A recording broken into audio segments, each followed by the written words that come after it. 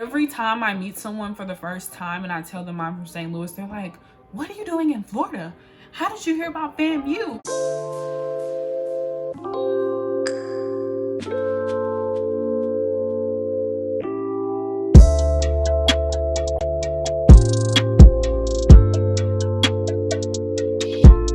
Hey guys, welcome to my channel. If you've never seen my face before, my name is Taylor. Thank you so much for clicking on this video. Today is another video in my back to school series. The topic of discussion is out-of-state students.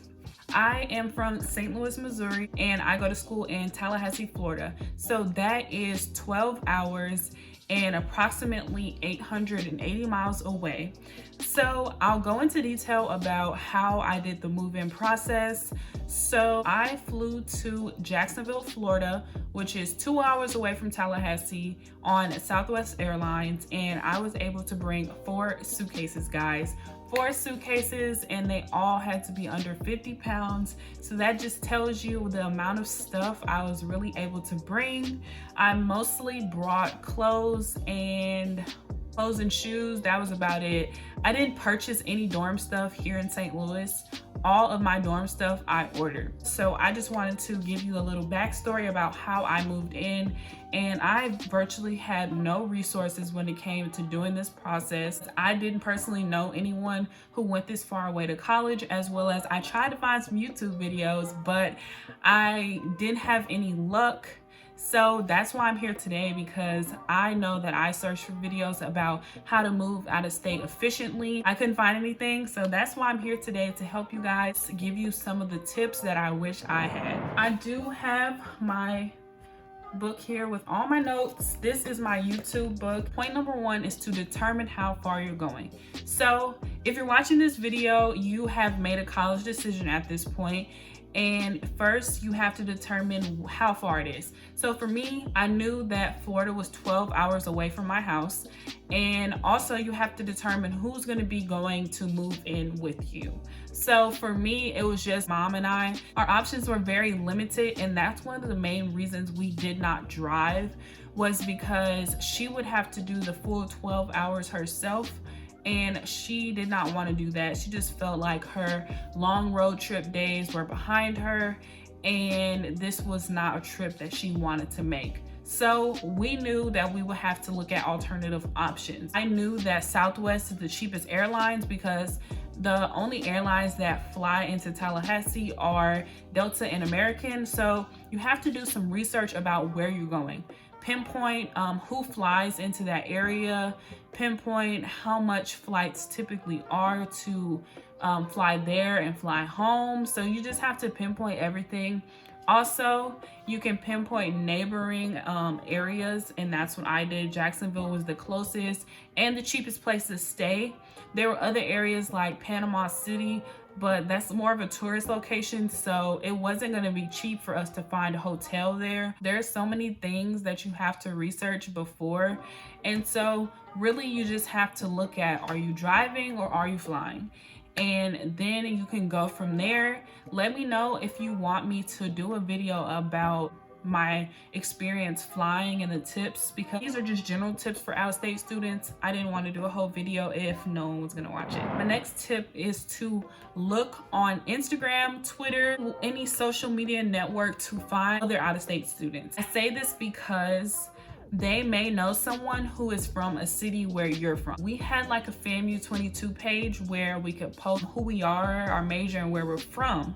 So there were other people who were from Missouri, but there were no other people who were actually like living in St. Louis. Coordinate with them and see, like, are they driving? Are they flying? How are they doing it? So this will help you get an idea of how other people are planning to do the whole move-in process.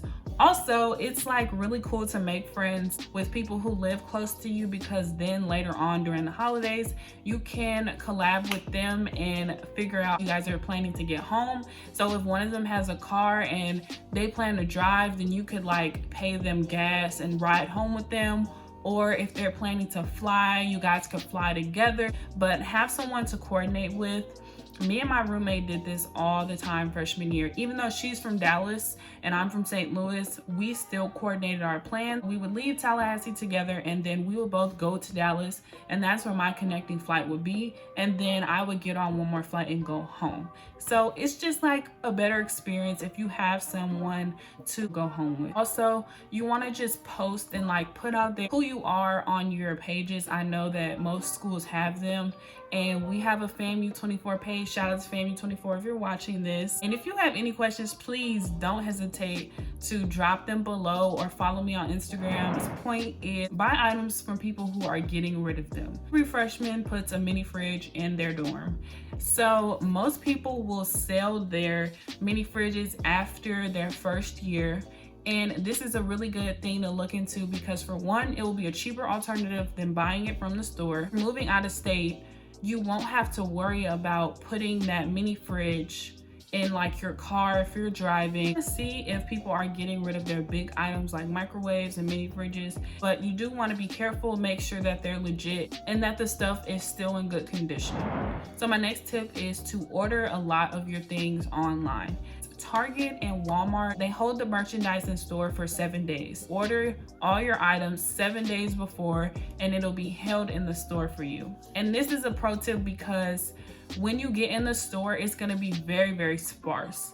And especially anyone who is going to FAMU, moving to Tallahassee, there are 3 major schools in Tallahassee: FSU, FAMU, and TCC.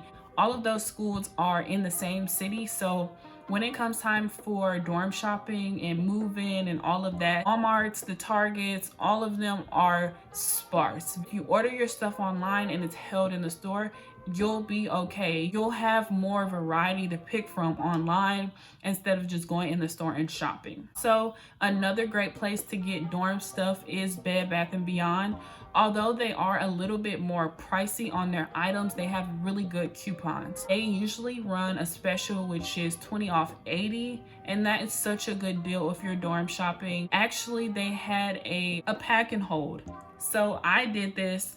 I did a pack and hold. So I basically went around the store and I looked at all the items that I may want, and then they pack and held it in Tallahassee, Florida. And so I was able just to go and pick it up. All the items were paid for. I was just able to go and pick it up. I didn't have to go and shop in the store for hours. And this saved me a lot of time. So like when you have move-in, you have a scheduled time based off your name. My time had already passed because flew in and we were running behind. If I have the footage, I will insert it. We were in Jacksonville for hours waiting on the rental car.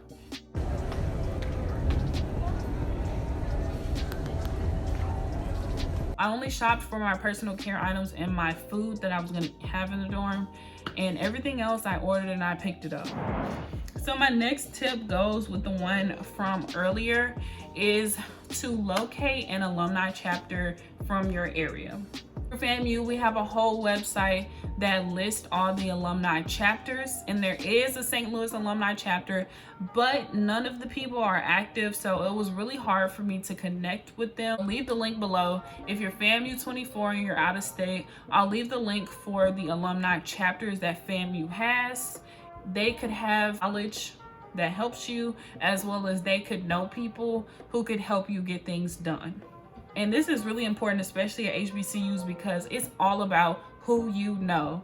So reach out to your local alumni chapter and see if you can connect with some people, as well as make sure that you're making connections on campus. So don't be afraid to make those connections and reach out to people when you need help, especially being out-of-state student. This goes into my next point, is connecting with your first year experience professor. Most institutions require freshmen to take like a first year experience class. At FAMU, it's called SLS. You learn about the institution, about everything. Connect with your first year experience professor. My professor, shout out to Mr. Johnson. I just felt like FAMU didn't have resources for out-of-state students. I just felt like everything was really geared towards in-state students. And so I connected with my SLS professor and I just asked him, hey, do you have any resources for out-of-state students? And that was a way for me to connect with him because he is the first year experienced professor. So he knows about that stuff. He can connect me with someone else, or he can connect me with resources. So I also suggest that if you're trying to make connections but also gain resources, reach out to your first year experienced professors. They want to help you get through your first year and navigate campus, navigate being in college. So reach out to them. Another tip is to join out-of-state clubs. At FAMU, we have clubs. We have Chicago Club, we have DMV Club, Texas Club, what else? Those are the major ones that I know. So if your school has those organizations that are for out-of-state students, make sure you join, because then you can connect with upperclassmen as well as potentially other freshmen who are from the same city or same area as you. I feel strongly like, dang, there's no St. Louis club and I really want a St. Louis club. Look into how you can go about starting a St. Louis club. Start a Midwest club. That way you can create a bigger network, and it may not be people from exactly your city, but at least you have a network from where you're from. And I feel like that's really important, because when you go out of state, you kind of want to hold on to your identity. It's really important to hold on to where you're from, because that makes you unique and that makes you personable and it makes you different. It just makes you stand out, especially going to Florida, because majority of the students are from Florida. Being from out of state makes me unique. It's a conversation starter when I meet someone and they're like, where are you from? Because everyone is gonna ask you where you're from. It's just, they just are. When I say I'm from St. Louis, and they're like, every time I meet someone for the first time and I tell them I'm from St. Louis, they're like, what are you doing in Florida? How did you hear about FAMU? To your identity, and make sure that you're looking out for organizations or clubs that are for out-of-state students. Packs for the seasons. And y'all, this is so important being out of state student. You have to really plan what clothing you're gonna bring, especially if you're from a different region. So for me, I had majority winter clothes. Got snow. So I owned like Uggs and the North Face and Columbia, whereas Florida is the total opposite. I had to make sure that I was packing the right clothes for the season. So Florida, when I go in August, it's gonna be scorching hot, and it's gonna be scorching for the entire semester up until about December. That's when it starts to get a little chilly, but it's not gonna be on the same level as here in the Midwest. So I knew that packing for the seasons for me meant bringing a light coat, just one, not all of my coats, but just one light coat or light jacket that I could put on when it starts to get chilly, but also making sure that you have clothes to layer. So even though it's hot there, the classrooms, the library, they're cold, okay? The dorm was freezing. FAMU Village was cold all the time. I don't know what it was, but it was always cold. Make sure that you have rain equipment. If you're a FAMU 24 student watching this, make sure that you have a good sturdy umbrella, and make sure you have a rain jacket or rain coat. And this is essential because come the fall, it's gonna rain just sporadically.